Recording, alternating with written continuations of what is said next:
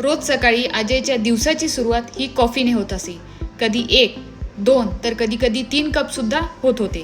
काही दिवसांनी तो माझ्याकडे आला. त्याचे हात थरथर कापत होते, झोप येत नव्हती आणि पोटात आग होत होती.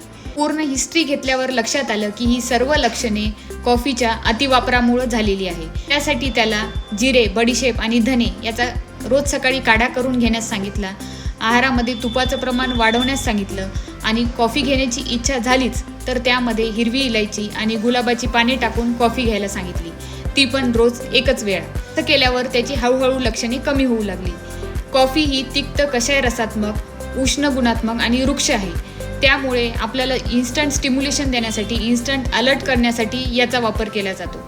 पण अतिवापरामुळे जास्त प्रमाणात वाताची विकृती आढळते आणि पुढे चालून हातपाय कापणे किंवा जळजळ किंवा शरीरामध्ये रुक्षता येणे अशी लक्षणे दिसू लागतात. अशी लक्षणे येऊ नयेत यासाठी कॉफीचं प्रमाण हे कॉफी लवर्सनी कमी करायचं आहे आणि कॉफी घेताना हिरवी इलायची किंवा गुलाबाचं पान त्यामध्ये टाकायचं आहे.